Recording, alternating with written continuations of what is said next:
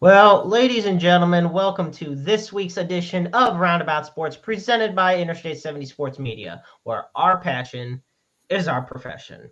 I'm the maestro, Jeremy Carp. Thank you so much for tuning in this evening, ladies and gentlemen. And alongside me is Joe West's worst nightmare and his future replacement, the one, the only Hollywood James Knox, ladies and gentlemen.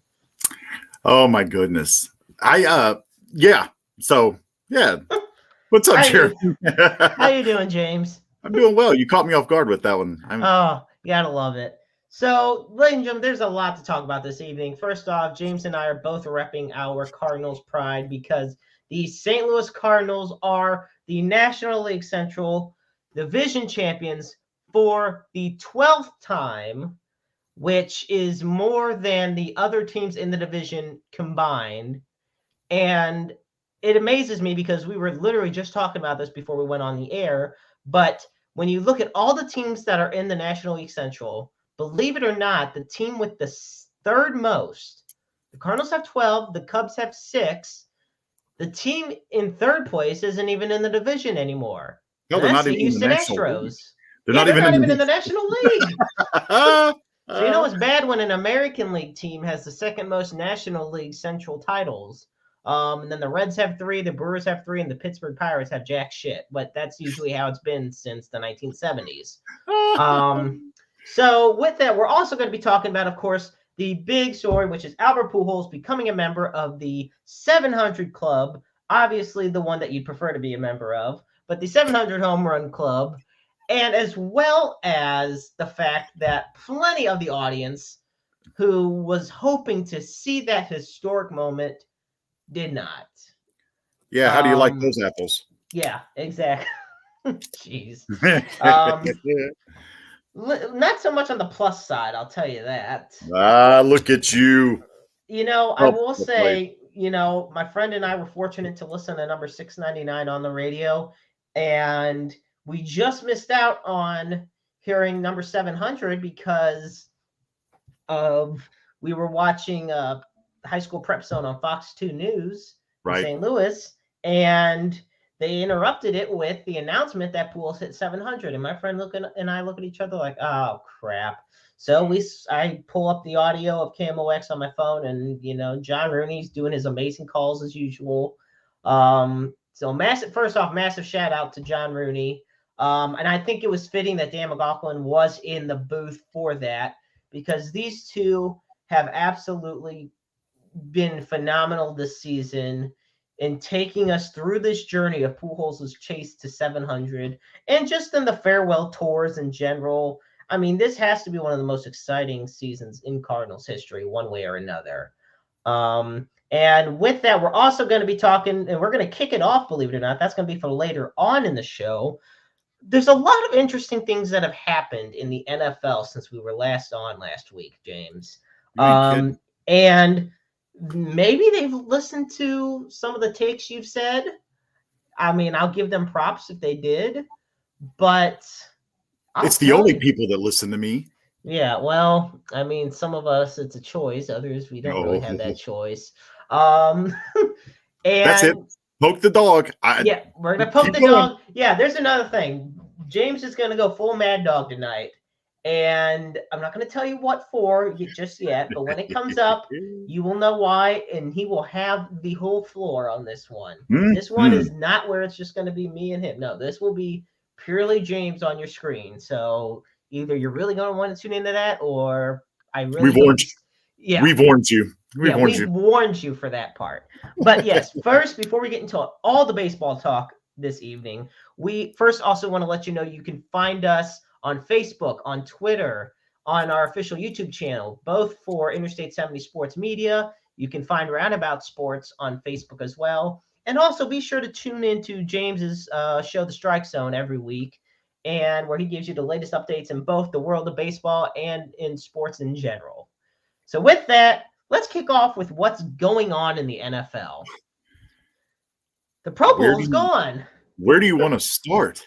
The Pro Bowl is gone, James. Granted, I didn't even think it was still there when you think about it, but at the same time, it is officially gone. And look, they didn't listen to me. They listened to you as well.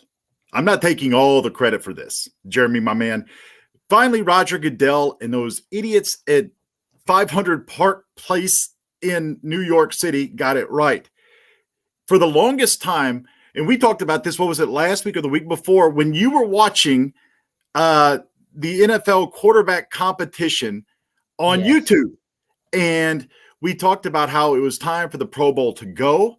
We needed a skills comp. We talked about the different possible events. And finally, they got it right, and it's gone. I mean, you're going to get a skills comp in a flag football game. It seems like it's been flag football for the last 10 years anyway. Well, it's because there hasn't been much. Okay, you look at games like the All-Star game, where, I mean, it used to be there was more to it as to the stakes. Right. And on top of that, there's just something about the Midsummer Classic that everybody just tunes in, and there's so much enjoyment to it. And most importantly, what do you have the night before? The Home Run Derby. A skills competition. Yeah. And you have skills competition, which is a skills competition. You also have a celebrity softball game, which those are fun to watch. Yeah, which brings a lot of legendary athletes, as well as a bunch of Hollywood celebrities, which I always do enjoy. But your favorite's got to be The Miz, right? I was definitely thinking of The Miz on that one. I always love seeing The Miz up there. The year he pitched and brought Joe Boo to the mound with him. Yes, that was just perfect. So on top of all this, the Pro Bowl is going to be rebranded, and they're going to be bringing back a lot of skills competitions that are going to involve quarterbacks, running backs, even offensive linemen, which I definitely do think I just get a kick out of it. Go ahead. I was going to say, and I have to bring this up because we all know how much John Madden loved his offensive linemen. Oh, yeah. I mean, is that not just like perfect timing? I mean, we need to bubble wrap his legacy, because I think as we go further on, people in our generation only know John Madden because of the video game. And, I think that that's important. Like, I think there needs to be like some kind of event, like especially for offensive linemen, that is geared towards something he would have come up with.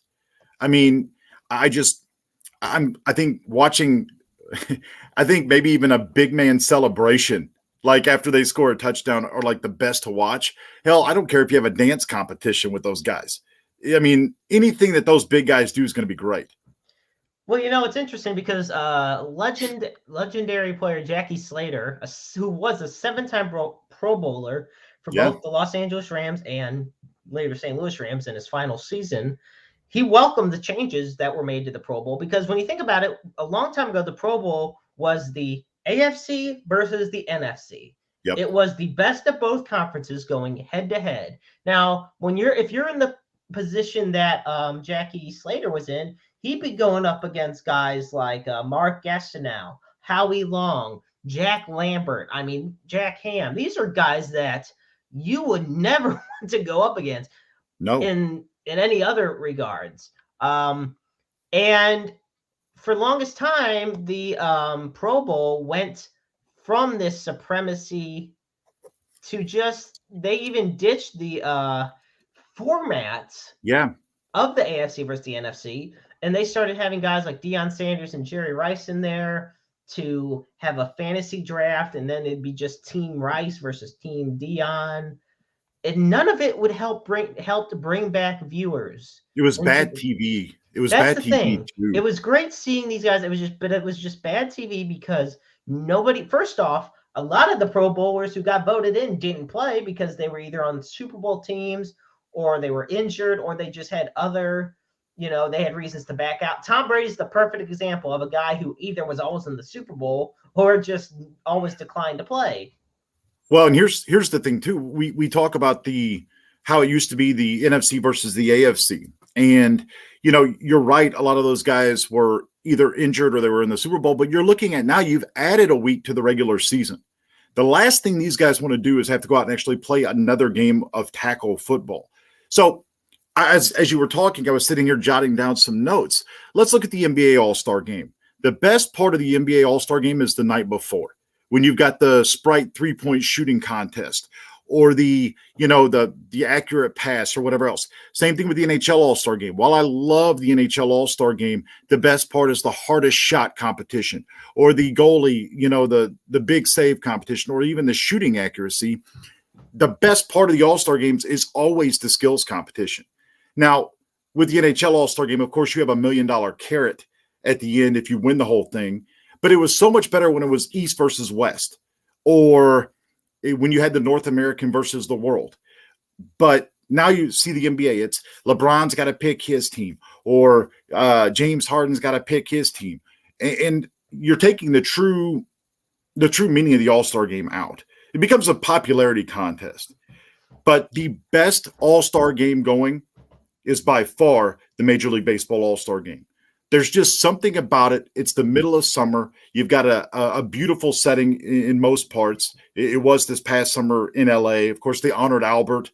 Funny enough, he hit 700 there. And he almost won the home run derby too. That's right. I mean, this is why I always say, and take it, I'm going to cliche the hell out of this, but in the words of Field of Dreams, how can you not be romantic about the game of baseball? If these other sports would take a look at how the Major League Baseball does their All-Star game, where you have to have one player from each team, and just make it where you've got a popularity contest in terms of voting, but the coaches also get to pick players, it would have worked. But the NFL, I mean, look, the only thing the Pro Bowl is good for is me wasting time until the Royal Rumble comes on. It's funny you bring that up because Jackie Slater, I wanted to continue what he had said because I think it sums up our point of view as well as many others as well. He says, quote, in a recent interview with Fox News Digital, he said, I think it's absolutely overdue.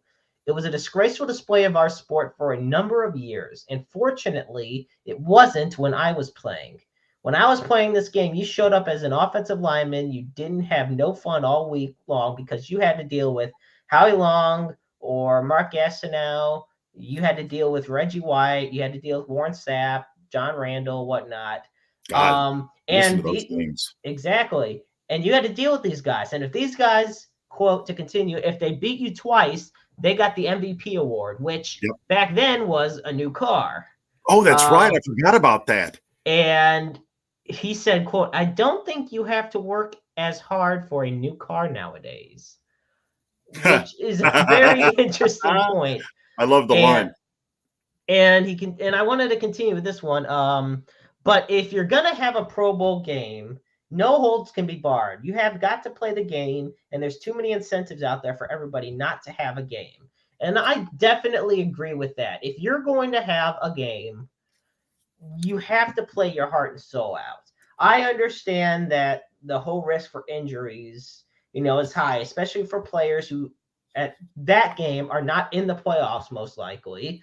Right. So they don't really have that much to play for, except maybe bragging rights to say at the next meeting. Real quick, and I'm going to kind of use you and I as an example. So we both played high school football. Yes. And, we're certainly not on their level, and I'm not saying we are. But the thing is like, I always found it, if I tried to be more careful and tried not to get hurt, that would be the time I'd get hurt. So, go out and play the game 100%. And my biggest problem is like, okay, so if you win, you get X amount of thousands of dollars. My competitive side would be enough just to go out and play my ass off. I mean, instead of trying to pull up or whatever else. So, here's the thing. And this is probably going to be a touchy subject, but I think you'll agree with me. I think the game of football has changed over time the same way society has. We've gotten softer. Now, I understand concussions. I understand CTE. I understand all of the brain injuries. And a lot of you may think I have one for even saying this, but whatever. So my point is the game of football has become so, I don't want to say cream puff, but we're so worried about protecting players instead of letting them go out and play. My competitive side, I don't know if I could pull up instead of just going 100%. And I'm sure you probably feel the same way. This is the thing that does upset me when it comes to how football's changed. First off, I do hate how it took a man to basically die, and it takes other players to shoot themselves and donate their brains for people to actually give a shit about the real issue, which is about CTE Right. and concussions and head injuries, because that is a real concern that could have saved, if diagnosed in the past and thought of in the past, would have saved so many lives and so many players. Junior Seau is the first one that pops into my head. Junior Seau, Dave Durson, Mike Webster, who was the first one, Yep. when it came to bringing attention to this. Well, look at the Saints player Gleason, who ended up in a wheelchair. Yeah. Steve Gleason. Gleason. There's no reason. We look at it. How do we know Lawrence Phillips didn't have CTE? He was crazy anyway, but still. But Junior Seau, you look at, you're right. A lot of these players, guys that were great, genuine, good people, end up either killing other people or killing themselves. And yeah, you should look at that. And look, we'll get into this in a minute. A perfect example of this is how Tua Tagovailoa was handled this weekend. Good Lord. He looked like he was on, to use a wrestling broadcasting Jim Ross term, he looked like he was on Dream Street. And he comes back in later in the game and leads the Dolphins to a win. But that's what concussion spotters are for. We see it all the time in the NHL. We see it in the NFL.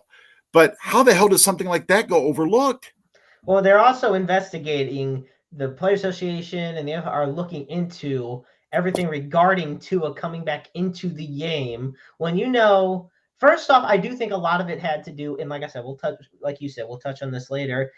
Some of it had to do with just kind of the adrenaline, the spur of the moment reflexes. Right. But yeah, if you are feeling wobbly in any way, you probably shouldn't be in there. And usually nowadays with the NFL, they have a policy where if you are in that type of condition, you have to be out for at least one play. Yep.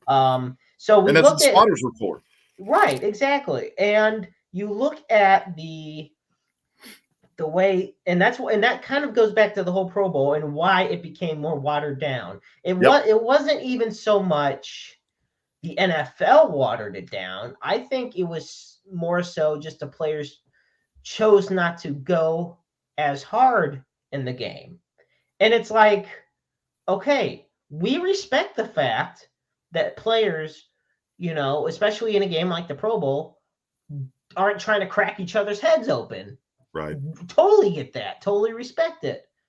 Which is why years ago, they should have gotten rid of the Pro Bowl and had the Pro Bowl games or the Pro Bowl weekend, and have it to where you have all these skill competitions, and all these festivities. I'd say have the NFL honors around this time. Make it one big event, because you shouldn't have to have the Pro Bowl at a certain time and then have the NFL honors at a different time. Yeah, because the NFL honors are generally a week later at the Super Bowl. But I think you're right. That makes perfect sense. Just build a huge ceremony around it all. And you're right about the Pro Bowl in them. Obviously you don't want a Ray Fosse versus, Pete Rose in the NFL Pro Bowl. And don't want that again in the All-Star game either. Right. No doubt. And, I'm with you. I think but I love the idea. They finally, like I said, got it right. How much do I want to see a Tyreek Hill. Maybe you bring in Usain Bolt and have those guys race at the Pro Bowl games or whatever else. Would that not be entertaining? God, that'd be awesome to watch, And so, or you bring in, maybe you have, again, Tyreek Hill, you bring in Pat Mahomes against Tua Tagovailoa to see who's the most accurate quarterback. But this is finally what this is going to bring in ratings. It's going to bring in sponsorship money. And I think when it comes down to it, I think it's all around better. We've talked about it over and over and over again, whether it's a home run derby or a skills comp in the NHL. That stuff is just the gimmick of it is going to bring eyes to it. Yeah, absolutely. And I'm excited to see where they go from here. And hopefully it's something that fans will give a good chance to, and they will stick around with for years to come. even with kickers, can you imagine somebody going out and line up to kick a 70-yard field goal? I Oh mean, gosh. Well, and that's the but thing. Like Justin Tucker could probably do that because, I and guess guarantee what? it. Well, and that's the funny thing because I obviously it won't count towards the NFL record, but it's fun because these guys will be having this wide open space.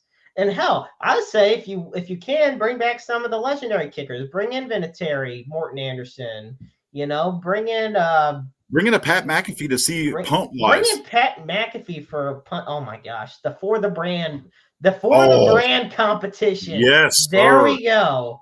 So Oof. one more thing, and then I'll let the Pro Bowl thing go. But I still think that you have to have some kind of voting to get in because that still does affect players' contracts. Well, yeah, and that's the thing I hope the NFL still does is have it where you're a Pro Bowler. And it also not only just affects the contracts, it affects the legacies of these players. The Hall of Fame, yeah. Yeah, because when you think of a guy that's a 12-time Pro Bowler as opposed to a guy that, let's just say for the sake of the argument, Josh Allen never makes a Pro Bowl again. Not because he isn't great, because he is great, but because they don't have the Pro Bowl again.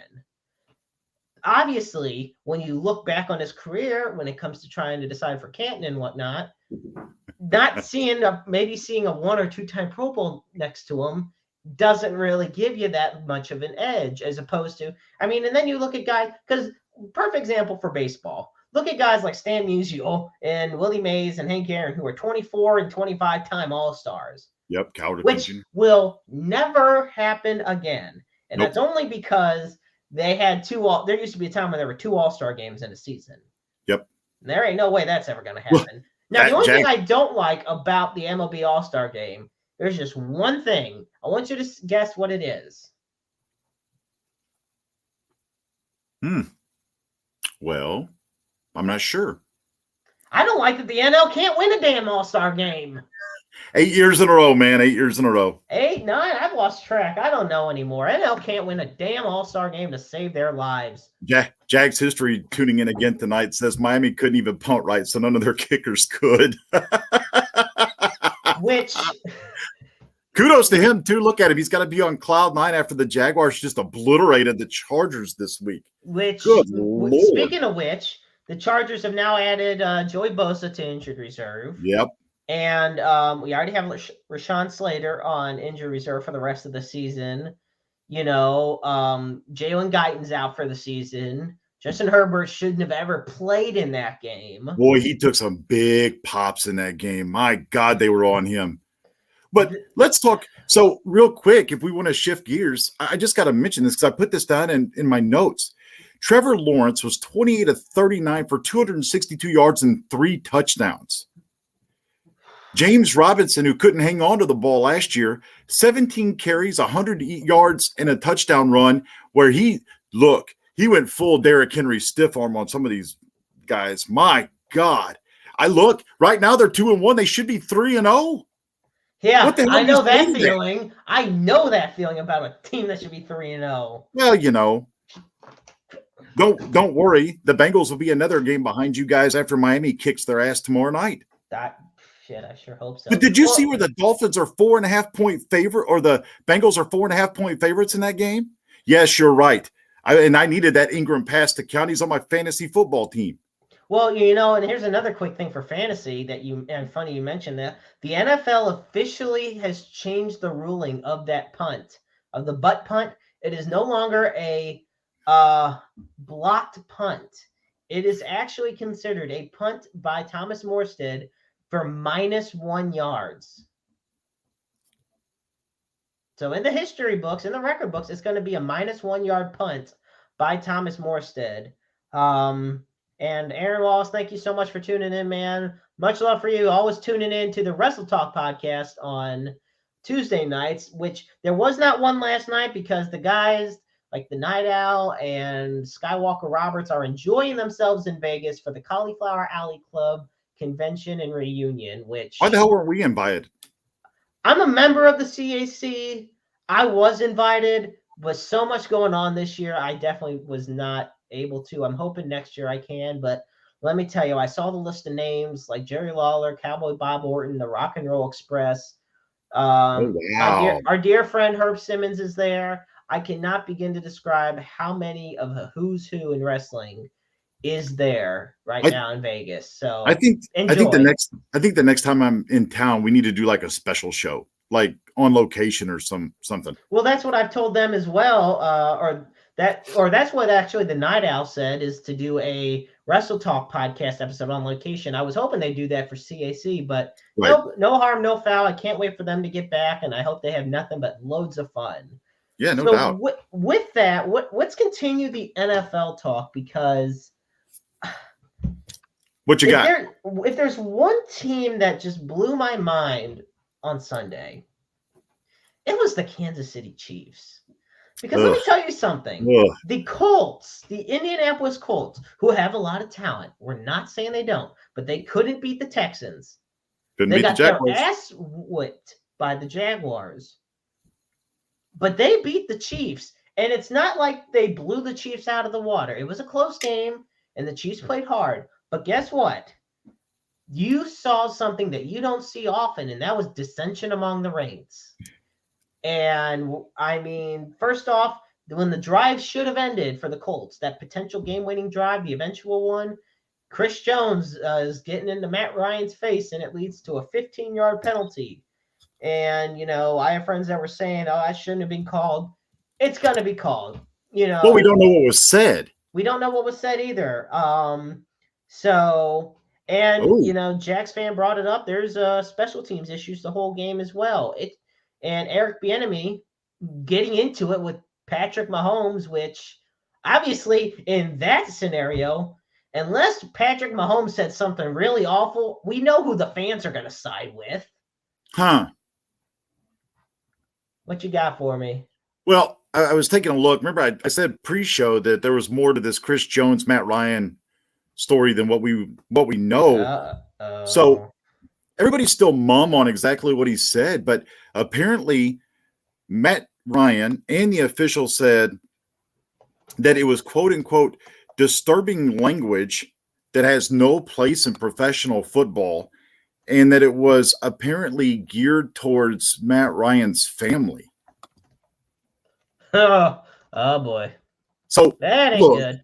I mean, there are things that should and should not be said. I get it.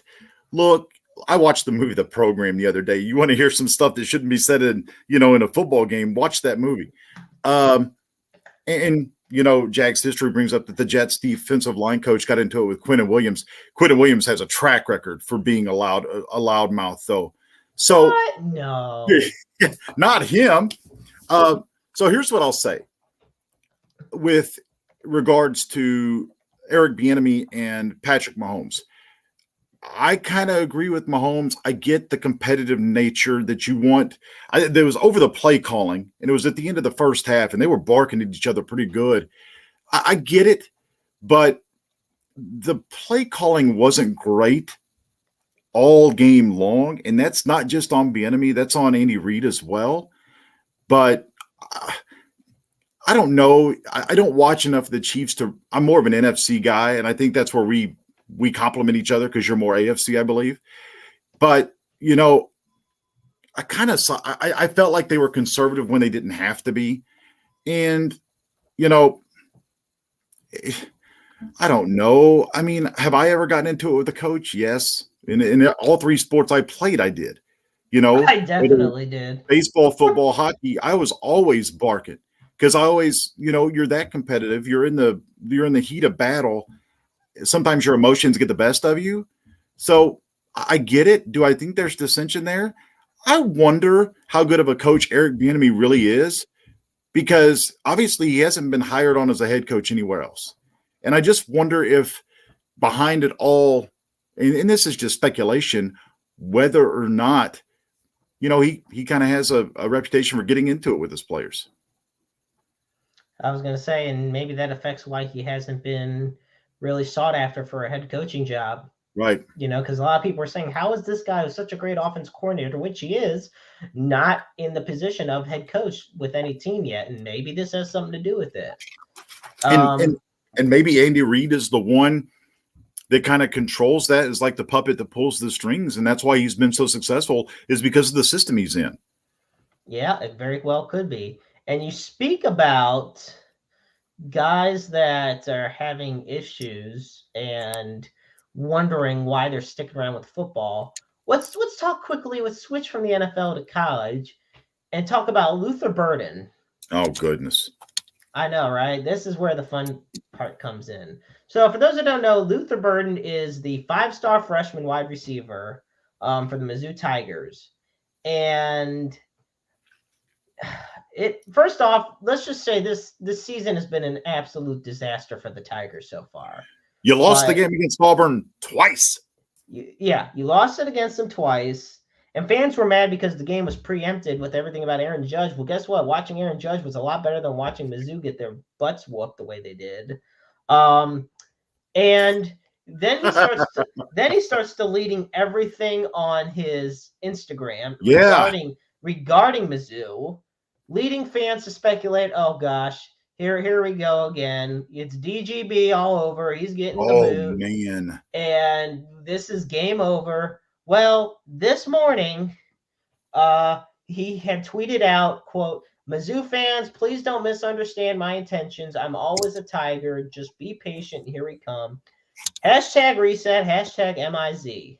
So Tiger fans can collectively exhale, and it's a good sign. But I'll tell you, though, he's the number 14 recruit overall in the class of 2022.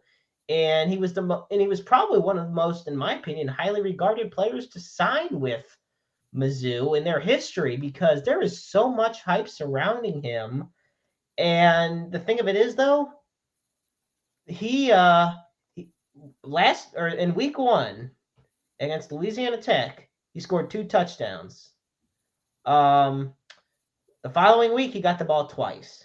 Yeah. And in week 4, in which Mizzou lost 17-14, he got the ball once when he was snubbed or when he was subbed on to receive a punt. Yep. So obviously, fans have reason to be upset. The team is not doing well because, remember when Mizzou was treating it like they wanted more competition, so they'll go to the SEC? Well, they got the competition. They just have to work more on the beating the competition part. Right. And that's that one little thing. And you needed to beat Auburn because you're sure as hell not going to beat Georgia this weekend. Not going to beat Georgia any weekend. Well, it's true. And you're right. Look, Luther Burden, highly touted, reclassified out of East St. Louis. You had all these top programs that wanted him. Alabama, LSU, Auburn, Mizzou, Oklahoma State, Texas. The list goes on and on and on. Could you imagine the success he'd be having at the University of Alabama? Because Nick Saban and Bill O'Brien, as much as I can't stand that son of a bitch, they would figure out a way to get him the ball. Eli Drinkwitz has to figure out how to get your best player the ball. Your best player has to be your best player, but he can't be your best player if you don't get your best player the ball. You figured out he's the best player you have. So, when you look at an offensive game plan, you've got to figure out how to get him the ball. I mean, special teams ain't going to cut it. You've got to figure out to get him in space, because when he gets in space with the ball, he's going to make plays. They should have beat Auburn. Yes. You lost twice. Mevis needed to hit the kick, and then obviously you fumble the ball right before you get to the end zone. Nonetheless, the game should have never been in overtime. But all you need is Luther Burden to break one play, and that game's never in doubt. Absolutely. With that, folks, we're going to transition over to some good old-fashioned Major League Baseball. Welcome to Roundabout Sports, presented by Interstate 70 Sports Media. I'm the maestro, Jeremy Karp, alongside Hollywood James Knox. And, folks, if you are in St. Louis, I'm going to tell you, you must be feeling pretty good right now. Meanwhile, if you are in Kansas City, you got the Chiefs. Because, on the bright side, the Royals are not in last place. Problem is, they're not doing good either. They're 63-91, and obviously well beyond eliminated from anything. Is it real quick? Is it not? Is it ironic that the best team in terms of record right now in the state of Kansas is the University of Kansas football team that's 4-0? I love it. I mean, and I'm not even the big Jayhawks guy. You got the Mizzou bias, but at the same time, it's great to see Kansas actually doing really well for the sake of let's get some damn rivalries going. They're going to watch. They'll be in the Big Ten before it's all said and done. That's what I'm saying. Let's get some rivalries going. Let's get some intense competition because Kansas has sucked ass for years. I remember when, honestly, two of the most prominent football programs were Mizzou and Kansas. Right. And then all the way down. So with that, we're gonna ignore the fact that the Royals are in second to last place. Although right now they are trailing 2-1 against the last place Detroit Tigers. So probably not the team you want to be losing to. In the top of the six, and the Royals do have the bases loaded, thankfully. But nevertheless, we're going to talk about the eastern side of Missouri, where the St. Louis Cardinals, for the 12th time, are National League Central champions by beating the Milwaukee Brewers. Now, technically, the magic number was 3, but because they own the tiebreaker over the Brewers, and there's no game 163s or anything else to be played, they have officially clinched this division. Hook, line, and sinker. Now, first thing I want to bring up about this whole Cardinals win the division. First off, is it hilarious, and we talked about this at the top of the show, that the Cardinals not only have the most titles in this than the other NL Central teams do combined, but Pujols has been in the playoffs with the Cardinals since he's come back as many times as he was in 10 years with the Angels. Once. He made the playoffs one time in 10 years with the Angels. God. And one time in his second stint with the Cardinals, he's been to the playoffs once in his last year. Dumpster fire of an organization. So and that puts back in the whole perspective, what if he never left? All these records would be smashed. Cardinals, and then we get, that's a whole other thing we've discussed in the past. But The bottom line is the farewell tour extends past the end of the regular season with Pujols and Yachty and probably Waino as they go into this postseason. And the Cardinals are going to look for their 12th World Series title. And Ali Marmol, a man who most fans had not heard of heading into this season, filling in the shoes of Mike Schilt. And look where they're at. Because you have the best president of baseball operations in the damn game. Oh, boy. All right, folks, this is what we were talking about earlier, what I was telling you at the top of the show. There was a point where our lovely James over here was going to go on his Mad Dog rant as to why he feels the majority of the reason the Cardinals are in the position they're in right now is because of the man himself, Mo knows, John Mozeliak.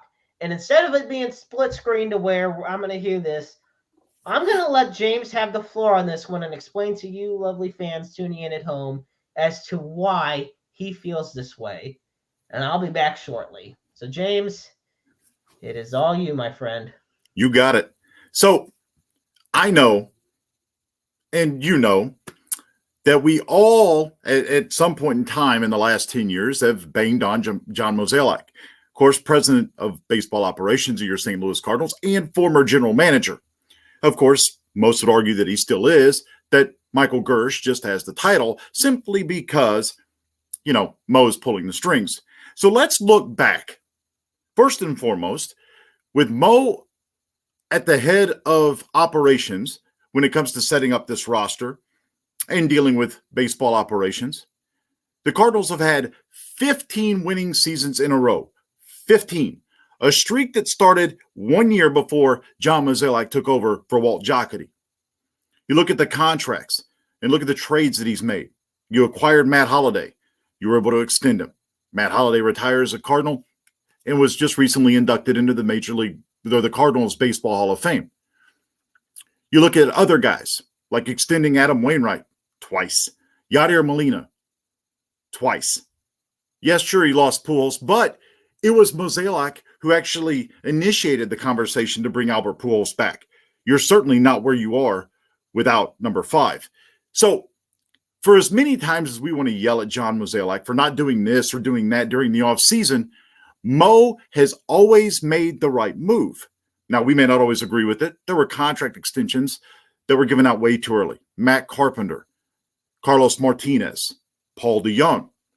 But he also traded for guys like Nolan Arenado and Paul Goldschmidt and guys like Jose Quintana, Jordan Montgomery, and Jojo Romero. So let's look back at this year alone. The Cardinals trailed the Brewers by 4.5 games at the trade deadline. Mo knew what to do. He goes out and gets Jose Quintana. Quintana, since being with the Cardinals, 3-1 with a 2.14 earned run average. In 54 2/3 innings, he struck out 41. Jordan Montgomery, 5-3 with a 3.12 earned run average. 57 2/3 pitch, 56 strikeouts. And then Jojo Romero, the deal that sent Edmundo Sosa to the Philadelphia Phillies. Romero, no record, but he has a 2.45 earned run average in 11 innings pitched, and he struck out 12. John Mozeliak made sure to strengthen a weakening part of this ball club because Adam Wainwright was wearing down. Jack Flaherty can't stay healthy. Dakota Hudson, well, he's been up and down as well. So he knew what to do, and he pulled the right strings, and you didn't give up a whole lot for those guys. Okay, so why this team wins the Central is simply because of Mo. Mo hired Ali Marmol. Okay, he's the youngest manager at the age of 36 to win a division since MLB converted to a division format in 1969. Sure, we all wondered what happened with Mike Shildt and the philosophical differences, but yet Mo knew exactly what to do by putting Ali in that position. And you go out and hire Skip Schumacher. So Mo stabilized the Cardinals' rotation. Since Q and Monty joined this team, the Cardinals have the third best record in Major League Baseball at 36-17. They are 6th in WAR from their starting pitchers at a 5.3, and he gave up little to make it work. Mo also initiated the conversation with Albert. I think, well, there's no telling, and this team is not where they are without number 5. Look at player development. Guys like Brendan Donovan, Nolan Gorman, Juan Yepez, Andre Palante and Zach Thompson out of the bullpen, and Palante even starting. Without the proper player development and those guys being put in the positions they were in, this team is certainly not in first place and playing games down the rest of the season that really don't mean anything.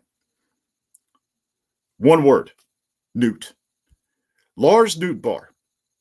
Now, Nootbaar, not a rookie, but he only had just over 160 plate appearances in Major League Baseball before this year.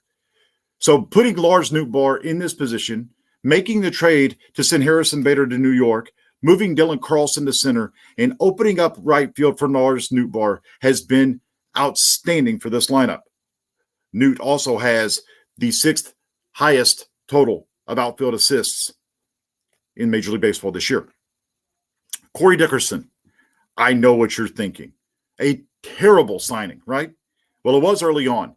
And then after the All-Star break, Corey Dickerson refined his swing with help from Jeff Albert. I know we all hate him too, right? I was never a fan, but it worked. Corey Dickerson got hot, helped lead this team to winning the division. And then, of course, Nolan and Goldie. Better than peanut butter and jelly. Better than beer and pizza. Nolan and Goldie. Goldie acquired for Luke Weaver and Carson Kelly has certainly helped this team with their leadership and their production this year. Both are MVP candidates. And yes, both were traded for by John Mozeliak. I know that everybody wanted the Cardinals to spin like the Yankees or to go back to the way Walt Jocketty did things. But folks, Mo knows. And that is why the Cardinals are the 2022 National League Central Division champions. Wow. Okay. Powerful words there, Mad Dog. Unbelievable. I will give that. Just wow. But you're not wrong. You're really not. It's the pieces of a puzzle that have all built up since 2007. This is a 15-year journey that's finally paying off.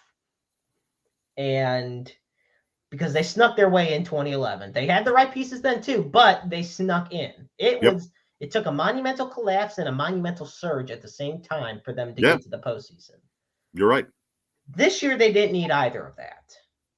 This year, the Cardinals have just been dominant and have experienced droughts of which they had not been successful. But when it comes down to it, the Cardinals this year might be one of the most underrated and yet dominant Cardinals teams we've ever seen.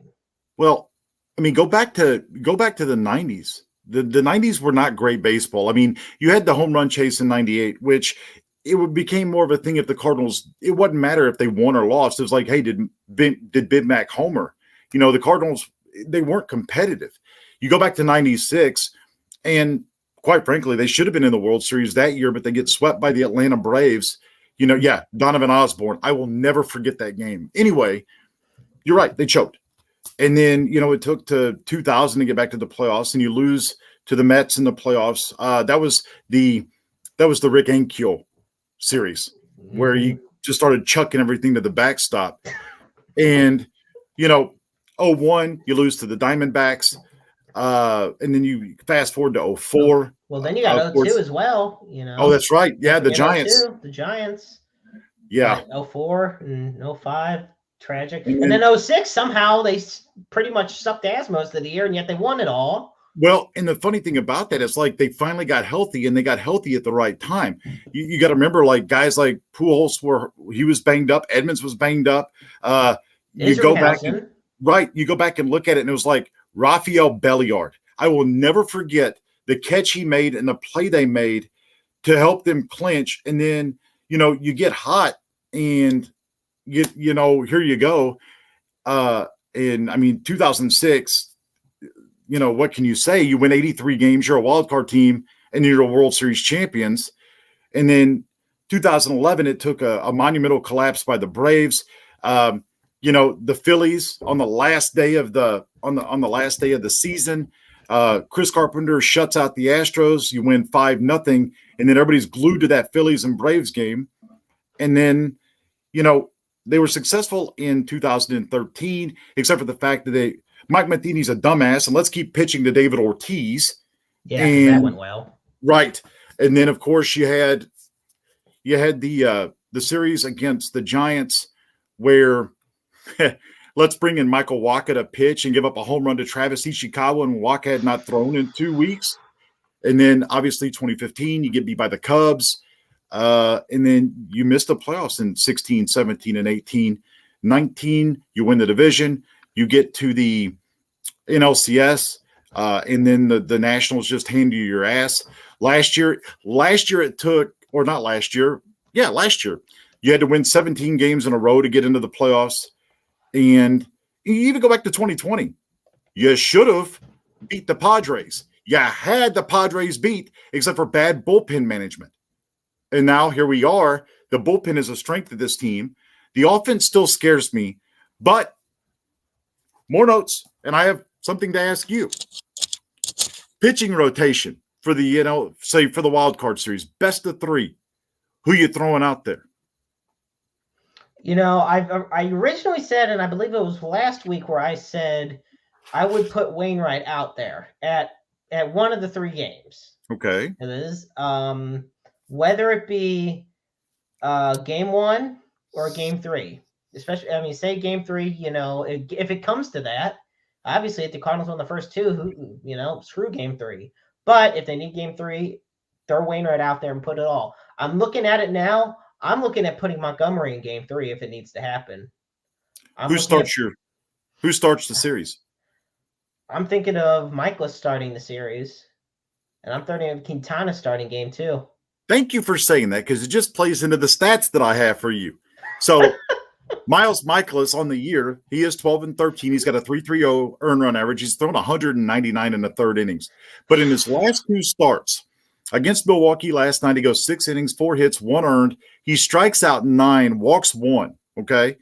Now against San Diego, that was the game that Snell just absolutely shoved against the Cardinals.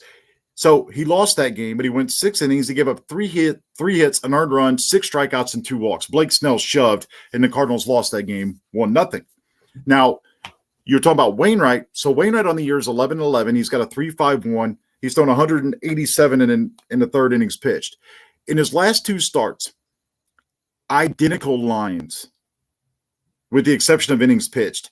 Against the Dodgers the other night, he gets the loss. He gives up 6 hits. He gives up 4 earned runs. He threw 3 innings. Against San Diego, he's 0-1, 6 hits, 4 earned run average, or 4 earned, and he throws 6 innings. Wainwright, they said he was dealing with dead arm, which I understand that. He's 42 years old too. But they won't shut him down. He says the only way he knows to do is pitch through it. Well, your arm's not going to get any rested if you're pitching through it. I'm with you. I'm going Michaelis in game 1. I'm going Jose Quintana in game 2. And then game 3, I'm going Jordan Montgomery with Jack Flaherty backing him up if I need to. And the thing of it is, and that's a fair enough rotation. And the way I look at it, though, if it comes down to game 3, you're obviously going to throw everybody and everything you have at whichever team you end up facing. Because it's kind of like the old saying where you don't know how dangerous a man is until he's backed up against a corner. Well, bingo.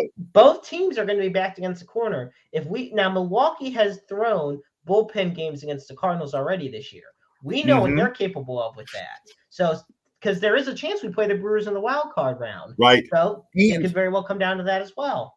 And depending on how bad this Adrian Hauser injury is, that could really damage their rotation. Remember, Hauser left the game last night early with some arm issues. And, it kind of makes me wonder, so if you're looking at the Brewers, you're looking at Brandon Woodruff, who is throwing tonight for the Brewers. Now, Cardinals are down 1-0. Of course, they threw out one hell of a wacky-ass lineup tonight because I'm sure guys like Lars Nootbaar and some of these others are probably still drunk. But so they're down 1-0 tonight. But Woodruff, man, they've made him work. So he has not recorded an out in the top of the 4th, and he's already at 57 pitches. So you got Woodruff, depending on Hauser, you've got, I'm trying to think. I mean, you've got Lauer that could throw for him, but he's been banged up. Freddie Peralta's been banged up. Corbin Burns, the Cardinals have handled him quite nicely. So you look at that and you put that aside. The Padres, on the other hand, could throw Yu Darvish at you, Blake Snell, and Joe Musgrove. And then if not even them, you got Sean Manaea, you got Mike Clevenger. Right. I mean, and I was looking at the Braves rotation. Wow. I mean, Braves to me would be the most dangerous rotation of them all. And that says something considering the Padres. I would consider them because you got Max Fried, you got Charlie Morton, you got Kyle Wright. What's that kid's name? You got Jake Ordozzi. And are we thinking of Bryce Elder? No. I can't think of his name. Because Spencer Strider's still on the IL. Yeah, that's who I was thinking of was Strider. He's still on the 15-day IL. They're expecting him back. Yeah, Jake Odorizzi was a good pickup for them, the Highland, Illinois native. A big-time pickup for him. Kid's got electric arm. His problem is he sometimes has control issues. So you think the Braves are more dangerous than a Scherzer? Okay, let's put it this way. I think as a whole, you know what? I'll take it back as far as the rotation. I'll put it as a whole team. I think as a whole team goes, I think the most dangerous team you would face in the wild card round would be the Braves. Okay. All right. Because so the offense of the Padres is definitely struggling. Right. And you prefaced it by saying the wild card round because ultimately if you're facing the Braves in the wild card, the Mets you would see in the next round. Because they would have won the division. Okay. Exactly. Yeah. Because I'm sitting there thinking Scherzer, DeGrom, those guys. No, you got, the Mets, Dodgers, that's a whole nother tier we're talking about. I mean, just for the sake of our wild card. Because then you say we face the Phillies, which right now I believe the season ended, that is who we're going to be facing. Yeah. And that's updated. You got Noah Syndergaard, you got Zach Wheeler, Kyle Gibson, Aaron Nola, And Ranger Aaron Nola's, Suarez. yeah, Like, Nola's the best they have. right. So none of these teams, I mean, obviously there's no such thing as a guaranteed win. I think the Cardinals proved that when they lost to the Nationals. No shit. But if anything, it shows that all these teams are going to be facing are going to be coming in toe to toe, bell for bell. You know, it's definitely going to be a battle. The difference is, and you brought this up earlier, you looked at the past playoff series and like against the Padres, what was the big issue? Bullpen mismanagement. Good Lord. I mean, it was absolutely terrible. And now they got the pieces and the management to where I think that's not going to be an issue. Well, now you could argue that the Cardinals have the best bullpen in the National League out of playoff teams. I believe, and I can see that. And you know, there is this. If you asked me to say this a month ago, I would have thought you were out of your mind. I still am. And I wouldn't say it. But when you look at a bullpen for the wild card series, there is also the chance Dakota Hudson could come in handy because he's shown that he can pitch well out of the bullpen. It's just when it comes to the starting rotation, expecting a long start, you're not going to get. But if you need him for a couple innings out of the bullpen, you're going to get it. And like you said, you got Palante out there. You got Gallegos, Cabrera. You got, obviously, you're going to get Helsley out there. Do you think Cabrera makes the playoff roster? Because apparently he's not done much in Memphis to turn heads to come back up to St. Louis. I think just knowing that he's a possibility is beneficial. Because what you got to understand is that, and I know you definitely understand this, it's just you can never have too much of a good thing. I agree with that 100%. You can never have too much of a good thing. So it's nice to have all these options. I think if Cabrera does not make the playoff roster, it's because there's just so many guys that are better, not because he's done terrible. The thing is he's been so inconsistent. And I think what I've seen out of when he's pitched, the big lefty, Zach Thompson, the first rounder out of the University of Kentucky last year, this kid's got an electric arm. I mean, he throws 98, 99, and he's got a curveball that has really big time 12-6 movement, and his control's better. And we all know the one thing in playoff baseball, walks will kill you. 9 out of 10 times a walk is coming around to score. And you can't have that in late innings. But you're right. Palante, Dakota Hudson, Does Matz make it? Does Steven Matz make the playoff roster? I think so. And I think because he's a lefty? I think one, that, and two, because I think he can give you 2 to 3 innings pitched. Let's go back to 2011 and how Tony La Russa utilized that bullpen. This was back before Lance Lynn was a starter. You'd start a game with Kyle Loesch or somebody like that. And the next thing you know, boom, here comes Lance Lynn in the 3rd inning. Same thing with Edwin Jackson. Those guys were the guys that weren't in your rotation, but were swing guys that could give you 2 to 3 innings and get you kind of bridge that to the back of the bullpen. And I think that's the really important thing here. We talked about 2020 and how the reason the Cardinals lost that series to the Padres was due to bullpen mismanagement. I think bullpen defense and timely hitting are the 3 keys to winning any playoff series. We saw that with the Braves. When the Cardinals beat the Braves back in 2019, Yadier Molina with the big hit, the one where he chucked the bat down the right field line or threw it in the right field, or even coming out and just like barraging the Braves 10-0 in game or in first inning of game 5. It's always that. Yeah, right. It was always that timely hitting. I'll never forget that because I was sitting at, damn it, where was I? We were in Gulf Shores, and I was sitting at a nice restaurant watching that, and the people next to us were Braves fans, and of course I had my Cardinals jersey on, and I was giving them hell. But we look at it, and everybody going into that, oh, it's the Braves, and oh, it's this and that.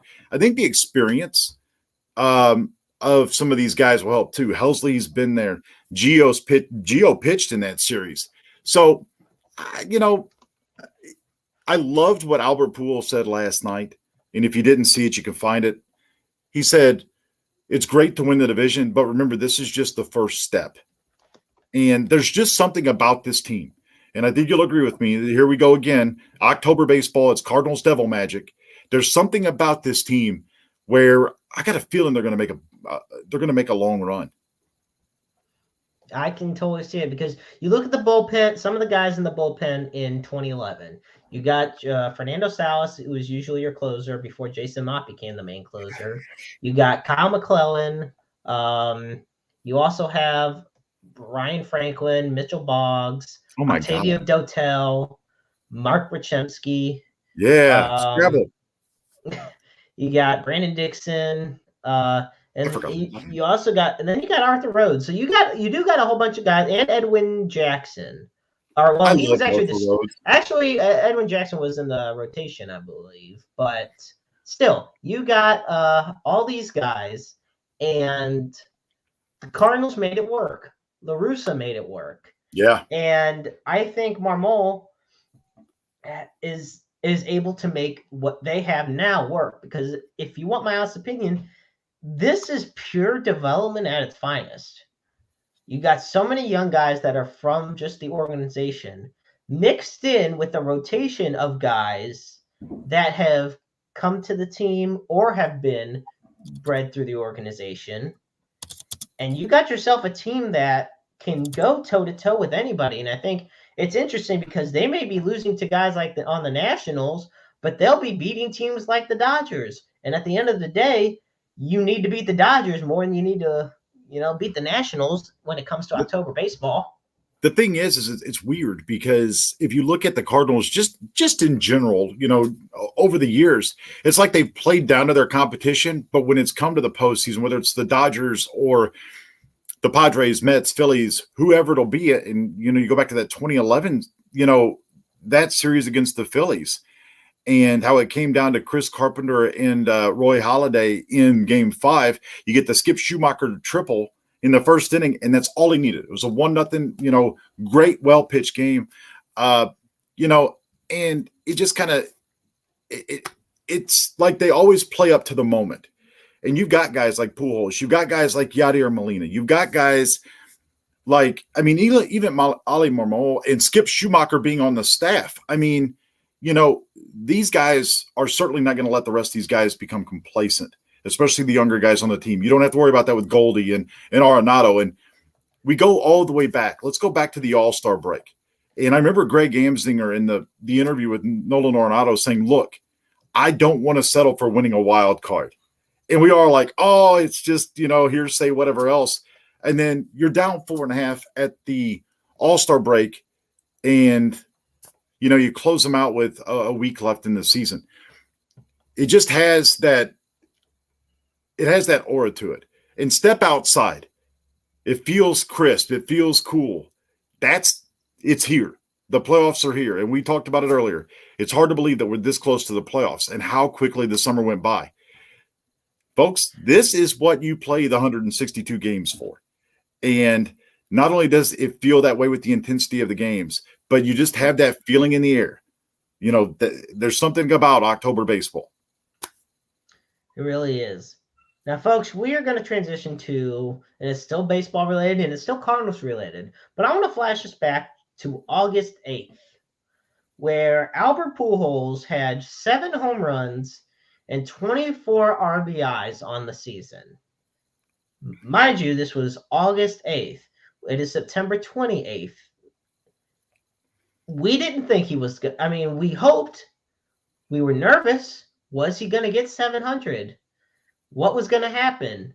He was not having a good season up to that point. He had a great moment in the home run derby when he knocked off Schwarber.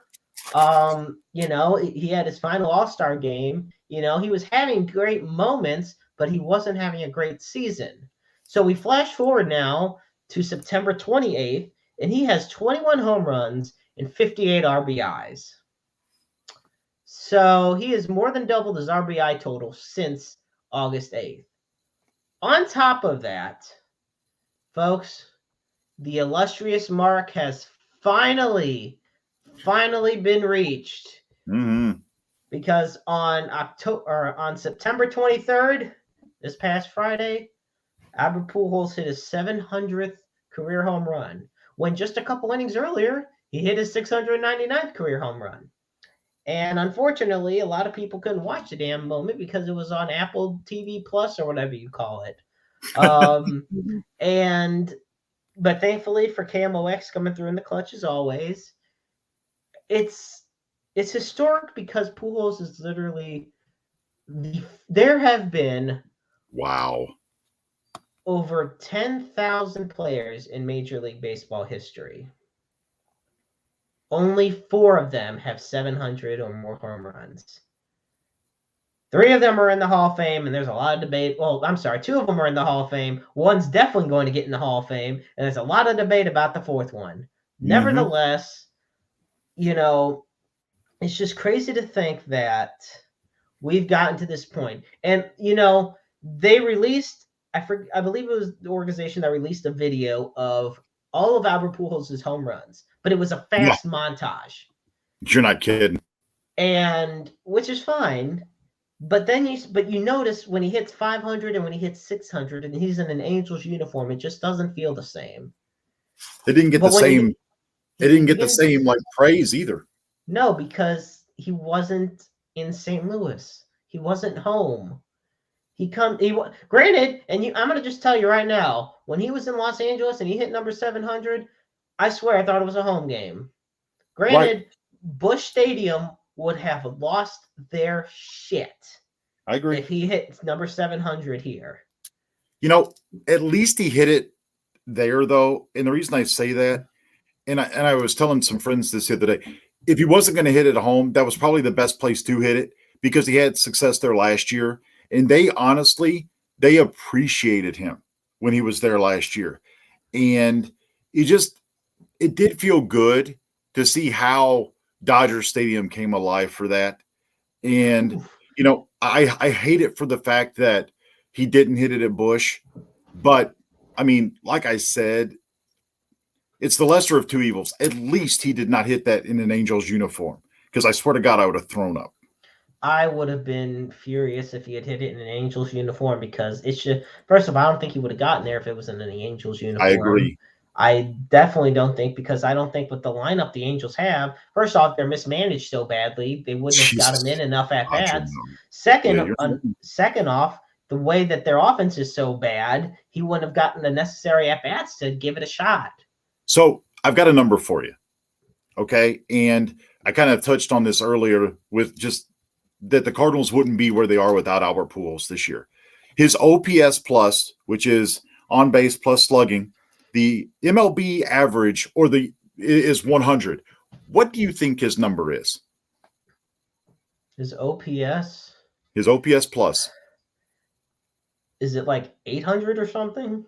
No. Well, his OPS is 852. Or is 8? Okay. The OPS plus, I don't know, 200. I am completely. I guess complete blank. I'm the saber magician here of the show. Yeah, you're the saber magician when it comes to that. So the average MLB player is 100. Right. Albert Pujols' OPS is 143. He is 43 points better than the average Major League Baseball player. Pujols almost his age difference too. Bingo. He did not start this season getting regular at bats. He was struggling early on, as you talked about, going back to August 8th, 7 homers, 28 RBIs. So he's better than, if you want to get down to it, he's better than 43% of Major League Baseball hitters this year. And it's interesting on top of that, I mentioned the OPS where his OPS this year, which is his worst year as a Cardinal, is better than his best year as an Angel. His best year as an Angel, his OPS was, I think, or something was 859. Yep. And at one point this year, it was 860. So. And at one point in time this year, earlier on, back when he was just as hot as you could be at the end of August, his OPS was pushing 900. 900. I mean, at his age, he shouldn't be doing this. But the man he's an amazing ball player. And you'll never see one like him ever again. No. There will not be another player. And we talked about this, I think it was last week or the week before. Yep.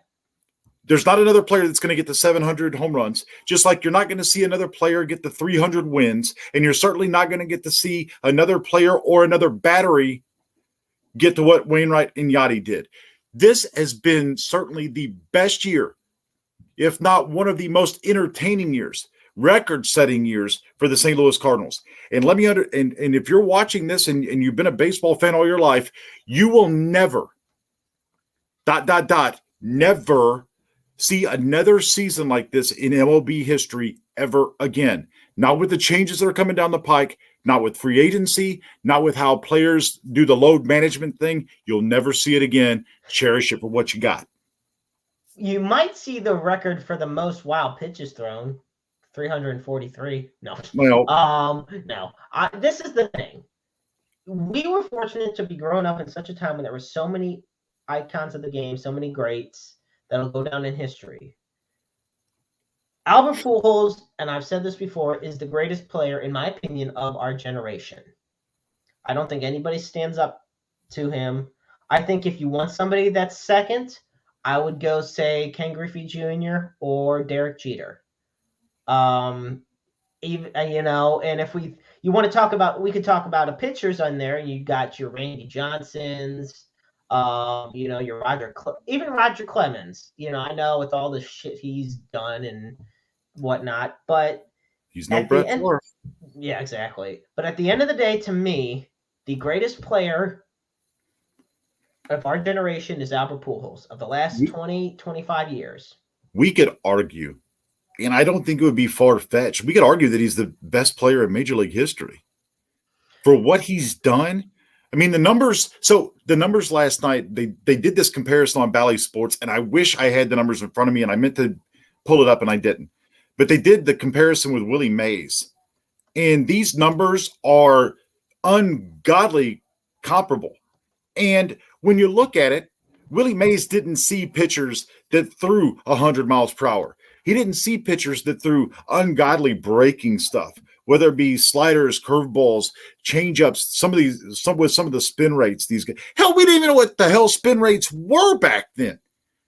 But you're looking at it, you could argue, okay, so the three guys that have more home runs than Albert Pujols, Barry Bonds, Hank Aaron, and Babe Ruth. Okay, well, Babe Ruth, they all played in such a different era. And we can argue Pujols to Bonds, Pujols did it clean. So, it's hard to look at it that way. And we had this discussion with Sadie Blaze, 3-4 weeks ago, and cheap plug, he'll be on next week with us for part 2 of his interview. But you look at it, and we all said, well, it depends. You can compare it because of what generation you grew up in. You can take Pujols and look at his numbers, Jeremy, and I believe that they play in any decade, in any generation of Major League Baseball. And they really do. And Pujols, once again, one of the few players to have 600 home runs and 3,000 hits. Yep. And then you look at players with 700 home runs and 3,000 hits, which in that regard, I believe, is only him and Hank Aaron. You're correct. Barry Bonds, believe it or not, was, I believe, 2,943 hits. Good call. Very good. That's exactly what it is. And Babe Ruth, I couldn't even remember, but at the same time, he got so many hits. But nevertheless, for Pujols to be in such elite company to where you look at it for the longest time, everybody would tell you that Stan Musial was the greatest Cardinal of all time. Yep. And for a long time to come, people are still going to say that. And in my heart, I still believe that.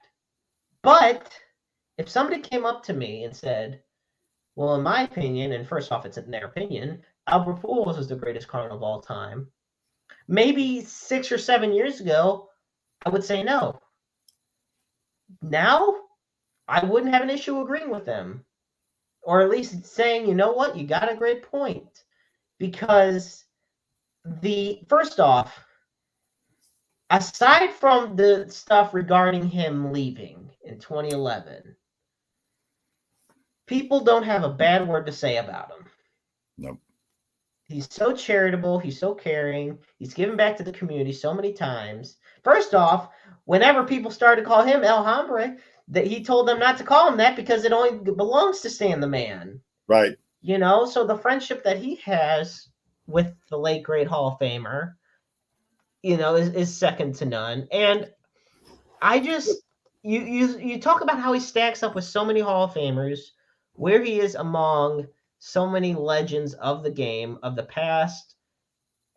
It just I look at the All Century team from 1999, and Yep. I would have just loved if he had played back then because he is a perfect fit for it. And I got one thing I want to add. Actually, you know what? I'm gonna let you go on, James, because I'm looking one thing up that I know you would love to see. So you go ahead. Alrighty. Well, I mean, just in terms of like him leaving, and this is what I'll touch on, and of course, none of us wanted to see Albert leave St. Louis, but without Albert Pujols, you probably don't and aren't able to retain Yadier Molina and Adam Wainwright when it comes to contract talks. You don't get the compensatory pick, which actually turned into Michael Wacha. And for the longest time, everybody thought Wacha was going to be Wainwright's, protege, that he was going to be the next guy that kind of Wainwright handed the torch to. So it's weird to look at. Nobody wanted Pujols to leave. And I remember when it was Pujols is going to the Marlins and Pujols is going to the Cubs and Pujols is going here, there, and everywhere. Look, if you could honestly sit, wherever you're watching this, and say that you would have given up the opportunity to get a contract, and at this point in time, $225 million is what he was offered. Let's fast forward. I'm curious because Aaron Judge is fixing to hit the market. He's going to get paid, like with a capital P.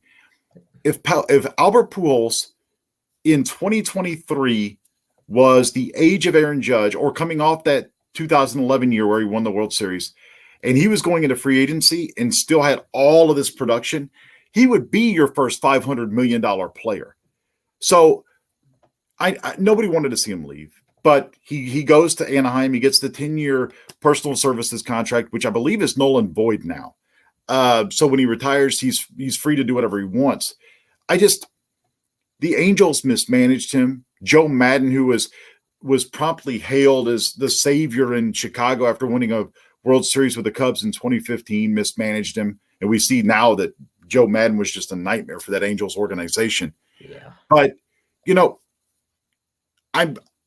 it's hard to encapsulate by just even talking about what Albert Pujols has done in his career. Obviously, what he's meant to the city of St. Louis. You talk about the charitable acts in the Albert Pujols Foundation, which he has been unbelievable to the community of people and children that suffer from Down syndrome.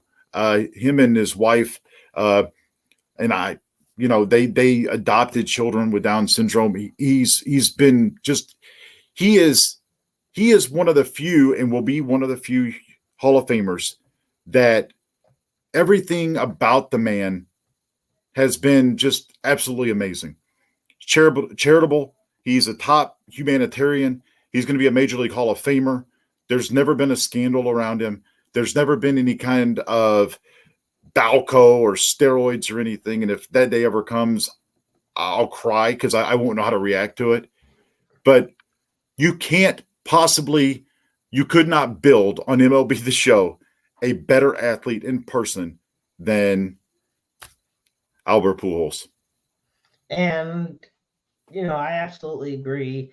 Him and Ken Griffey Jr. are the two players that if it was ever found out either of them took steroids or anything, and I obviously don't believe they have. Right. Can't tell that to Max Kellerman though, but it would be absolutely heartbreaking. But because these are two of the most pure hitters in the history of the game and two of the greatest athletes in the history of sports. But this is the picture I wanted to show.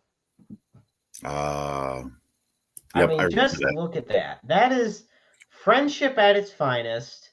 Look how young Albert looks. Exactly, that too. but the amount of respect that these two had for each other, and you'll see, and you can find pictures of like Pujols after Musial won the Presidential Medal of Freedom, greeting Musial, and just the amount of love shared between these guys. That's what I love about St. Louis as well when it comes to baseball. It's not just a sport; it's a way of life. Right. I It's the mean, culture. it's the culture. When these players, these retired legends, then they go around. I mean, when they inducted Julian Javier into the Cardinals Hall of Fame a few weeks ago, a whole lot of people, it'd be hard pressed. I'm fortunate that I know him well enough, just from being a sportsaholic and a card collector. But a lot of these younger generations wouldn't know him. But then he shows up at this event and he gets this huge ovation, and everyone's like showing them the respect. And it's like, here's a man who hasn't played for the organization in 50 years, and he's still remembered so fondly. So Or that's guys like Matt Holliday guys like Matt Holliday, who had one of the best farewells oh my God. in Yes. Cardinal history. The home run. Yeah. The opposite field home run. I remember, I think it was his last game where he was taken out from the outfield and given the big ovation and everything. Because I'm pretty sure I was at that one. I was fortunate enough. And after he hit the home run, like tears running down his cheeks as he's going back in, and the crowd wanting a curtain call. Look, folks, you got to understand. And like, I grew up in St. Louis. I lived there for 13 years. My heart still belongs to St. Louis. And if it's weird, and it's more so with baseball than any other sport. Now, the Blues, when they won their Stanley Cup, very similar.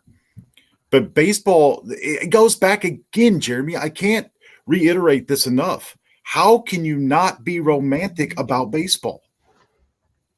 I mean, just you could be a Marlins fan.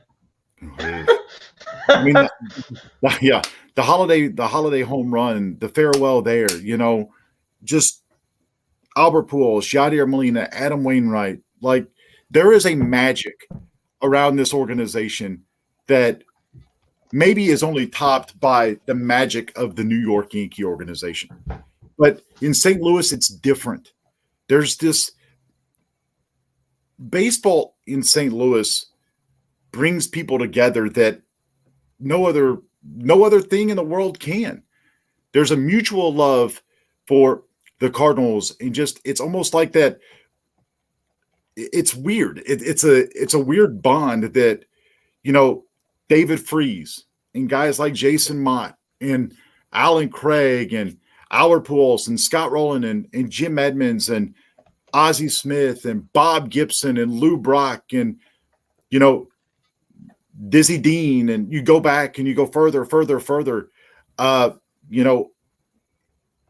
When you look at the Cardinals as a whole, and like I'm sitting here like getting goosebumps thinking about it, but all of the wonderful moments that Pujols, 2011, the 3 home run game in Texas where the Cardinals just beat the brakes off the Rangers 18-7. You go back and you look at it, or being down to your final strike twice, and Lance Berkman coming through with a base hit, and maybe we need to send a Christmas card to Nelson Cruz and thank him for misplaying David Freese's triple in the 9th. I remember that because, just going back to that moment, and I had just had big time knee surgery, and the home run and me jumping up and down, and Dad going, well, I bet that knee feels good now, doesn't it? You just all the memories, and it's almost like there's a nostalgia. Like, I don't know if you've ever had this happen, Jeremy, and I know I'm rambling and I apologize, but if you've ever stepped outside and you get you smell something, or you get a certain feeling, and it just causes memories to rush back. That's really what being a baseball fan in St. Louis is about. And unless you've experienced, well, you have no clue what heaven feels like. And Aaron Judge just hit number 61. There it is. Aaron Judge has just made history, ladies and gentlemen. So Aaron, oh man, and it's unbelievable to think about. As I was rambling on about baseball being romantic, there you go. Number 61 for 99. Yeah. So I'll take it. And he's tied the AL record for home runs in a season with the great Roger Maris, with the late great one. And you know, and I look at this quickly. You know, we've said it before that we don't think anybody will hit 700 home runs ever again. So with that, this is basically what the 700 club looks like. Oh, whoops, wrong one. Pat Roberts. Wrong one. Hang on. There we go. There's the 700 club. My man. Oh my There's goodness. the one. My Okay. man. I knew something looked off. Okay. So, yes, Babe Ruth, Albert Pujols, Barry Bonds. Wow. Hank Aaron. What a bomb. Woo. And I can't wait after the show to take a look at how far he hit that home run. I mean, Aaron Judge has one of the just unbelievable swings in baseball today. They got out in a hurry. That's the thing. The exit velocity on his home runs is just out of this, no pun intended, but out of this world. I'm trying to you know what? You know what though? This is the thing. This is where the whole sports contracts are gonna really get messed up. Oh man. Because you know the amount. I look at it quickly with like the NFL. Oh. Look at Lamar Jackson and how he took a bet on himself and it's paying off. Look Right. at Aaron Judge. Aaron Judge is one home run away from making history. He's tied it, but now he's making history. Let me interrupt you just real quick. So this ball hit in Toronto, you know how their field is set up where they've got the stands are up a little bit. You got the railing and then the wall comes down. Right. The guy had 61 in his glove and he dropped it. The dude just dropped $1 million lottery ticket, Jeremy. Oh my God. I mean, wait, I'm hearing from my sources it was Zach Campbell, so I don't care. I'm just glad he didn't catch Pujols to 700. Yeah, I did hear the guy that caught it, though, doesn't tend to keep it, which, you know, Pujols says he doesn't mind. And honestly, if Pujols says he doesn't mind, then everybody needs to just drop it and let it go. So the barrel rate for Aaron Judge was 100. It was off Tim Mesa. It was off the bat at 117.4 miles per hour in 22 degrees, and it went 394 feet. This thing you could have hung laundry on, Jeremy. Oh my gosh! No wonder he didn't catch it. Yeah, I was gonna say, are we sure there's not a hole in the glove? Yeah. Like after he dropped it, because that's the thing, man. Like the velocity of these home runs that are hit, and how fast they're coming right at you. No, thank you.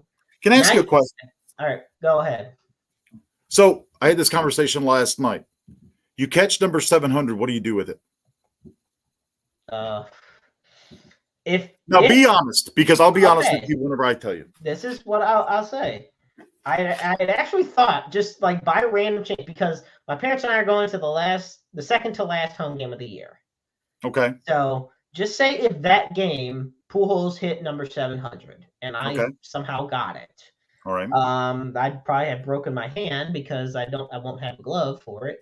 But would I ever see you again? Yes, you would. Okay. You would see me. You would see me next Wednesday night. That's what you would do. Okay. I'd have a cast maybe, but no. If this is how I look at it, I would have loved to me like a picture or something with Albert Pujols, and I'd give him the ball back. You know, like that's the thing. And now say he requested the ball back. Yeah, I'd give it to him. I mean, this isn't something you should hold for ransom for a bunch of money. There is a lot of sentimental value. Now, thankfully, Pujols is kind enough to where it's not, a huge deal to him. Other players, not so much. What would you do? Okay, so before I tell you what I would do, I was looking, and yesterday was the anniversary of the guy who caught McGuire's record-setting home run. Oh, I remember that. Yeah, McGuire, like, the guy wanted to give him the ball and meet him, and McGuire turned him down. And, of course, 3 years later, he sells it for $3.5 million. So I'd have no problem offering Pujols the ball back, but I'd want, like, 10 signed ones. I mean, yeah, that's a good trade. Because I'm sitting there thinking, I'll give you the record-setting one back, but I want your autograph so I can sell the other 10. Look, I'm an entrepreneur. Come on. I told you I was going to be honest. It's hard to take an umpire seriously as an entrepreneur. No. Oh, you son of a I mean, you son of a biscuit maker. That's not funny. Wow. I think so. I had to. Just wow. No. Bye. You eject you. Wow. Okay. But I do actually like that. It is something, I would like, an autograph, but I would definitely want a picture because that's something that you can definitely cherish forever. It's something and look, the thing is behind me. I mean, sign bats, sign balls. I've got memorabilia. There's memorabilia down here. Yeah. And, whether it's Yankees or Cardinals or Cubs or hell, the Anaheim Angels of the universe of Los Angeles, whatever the hell they are. Ducks. Yeah. I mean, runnings. Yeah. Yeah, there you go. But I mean, when you look at it, it's the way Pujols handle it. He's like, it's like if he wants to keep it, it's no big deal. And Pujols had made the comment like earlier in the week, like, hey, look, that's fine. I'm not chasing numbers. And maybe Pujols just wants to win. But the fact that he was able to get there and can do and win all at the same time, there's just not many guys like him. And you're right. I just wonder how I wonder, just in terms of like Aaron Judge, he's obviously going to get that ball back because nobody caught it, which is best case scenario for him because he didn't have to give anything up to get it. But, guys like McGuire, who was kind of standoffish with the media because he just got tired of the media coverage. What the hell do you expect? You're chasing a record that had stood forever. But, exactly. I don't know. I saw that. I'm not going to. I'll plead the fifth here and walk away from it. But, so kind of like how McGuire did until he admitted everything. Yeah. Or it'd be like Rafael Palmeiro and point and go, I did not take steroids. Yeah, sure you didn't. I think Rafael Palmeiro is just quick side note, is just an even worse example of the whole thing because he got in trouble so many times. I know. And you know what? His was the worst case of an I didn't do it, but he did it. I think his might be the worst because it was. I don't know.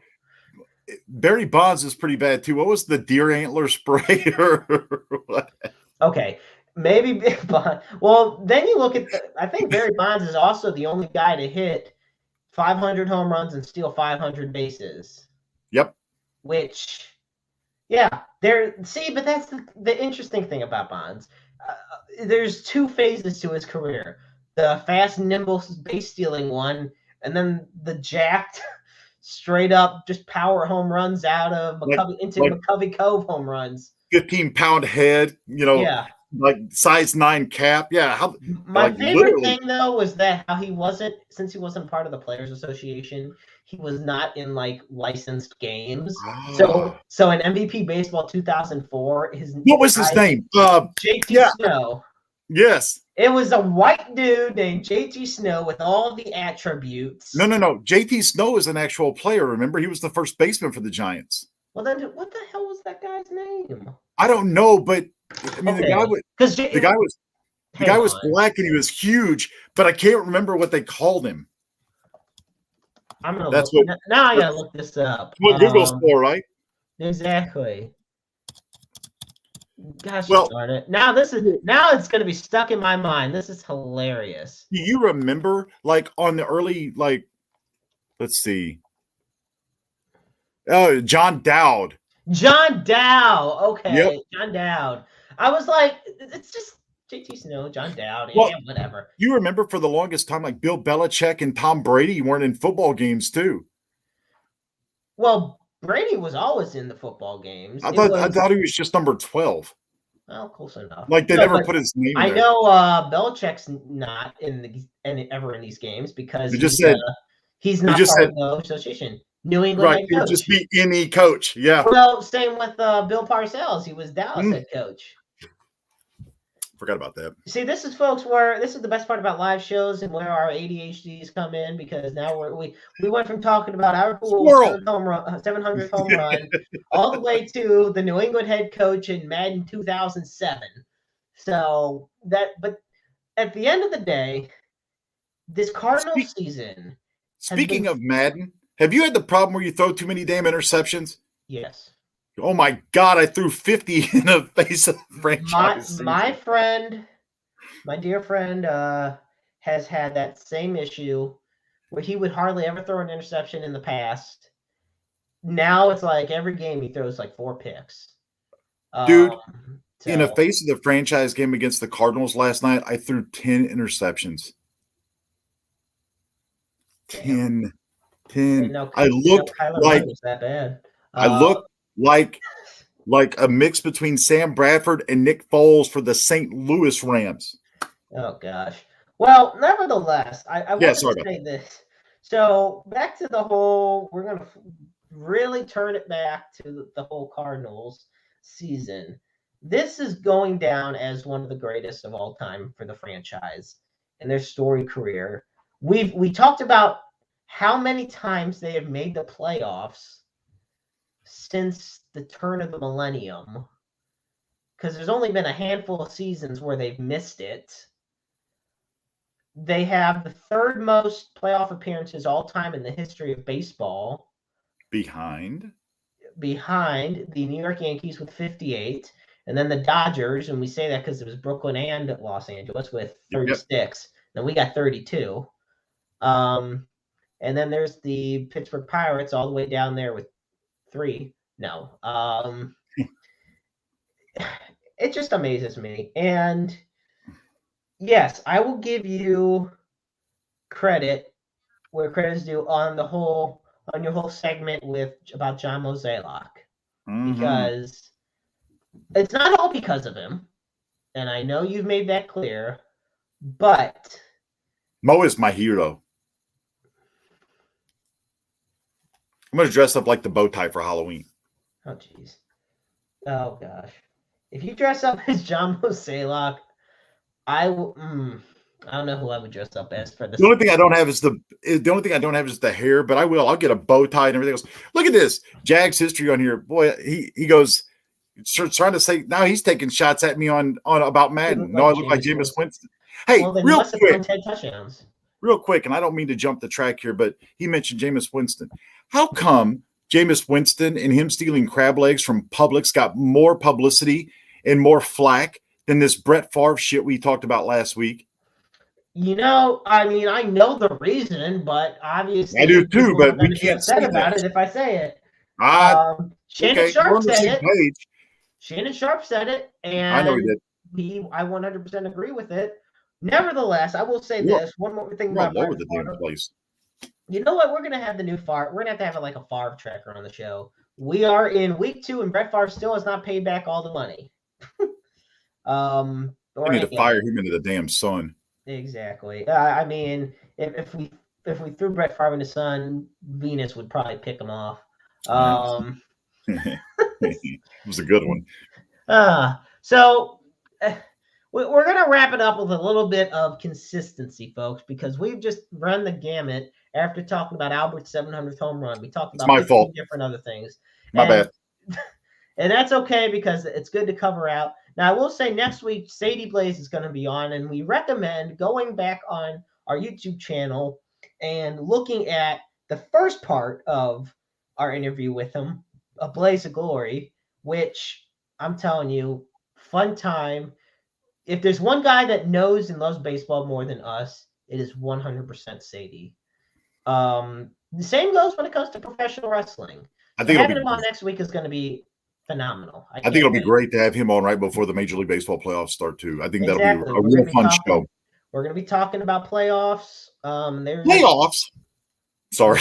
We're talking about practice. We're talking about practice, man. Just practice. Game. So there's a lot to talk about.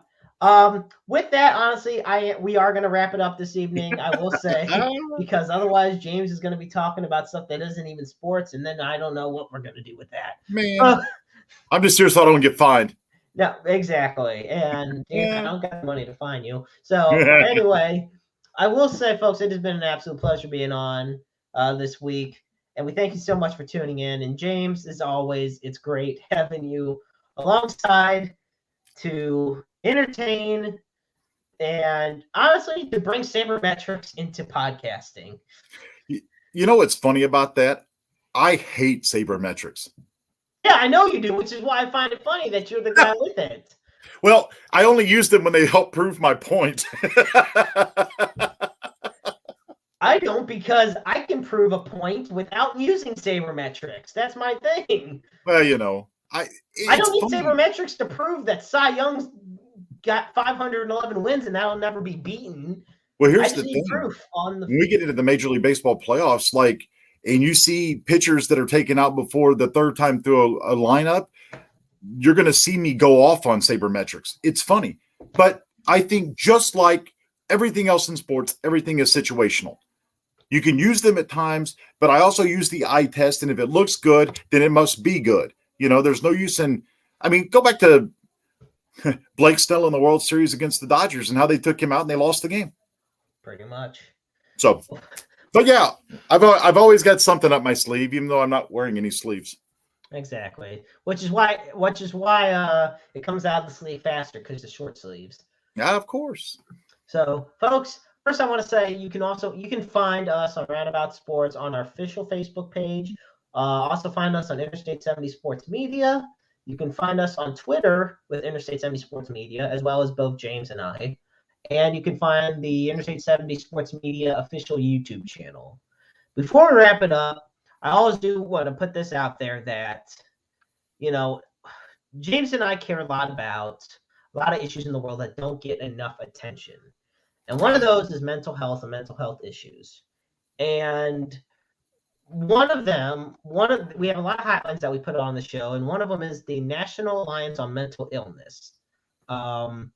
And we have the hotline here, and it's open 24/7. So, and once it pops back up, you just call the NAMI hotline or helpline at 1-800-950-NAMI. So that's 1-800-950-NAMI. And also we have the Suicide and Crisis Lifeline. Now, originally this used to be a long number, but now it's thankfully just 3 numbers. You just dial 988. It's open 24/7, 365, 366 on leap years. And I started having this on here after every show after last year when a female wrestler had passed away. She had taken her own life, and she felt alone in this world and that nobody was there. And I want to reiterate the point that nobody is ever alone. You're not alone out there. There's always somebody that cares about you, and you're always loved. It's just finding that right person to talk to and reach out to. And I know it's hard. I really do. Yeah. We've both been down that road many times. Yep. And we're not saying it's easy. So, but this lifeline, this crisis line is always open to talk to somebody. And I just want to thank you all so much for tuning in this evening for another edition of Roundabout Sports. Be sure to join us next week when we have Sadie Blaze on. He's a great guy, and it's going to be one hell of an interview. So with that, I'm the Maestro Jeremy Karp. He's Hollywood James Knox. And remember, life is a book full of empty pages just waiting to be written in. Make your lives worth reading.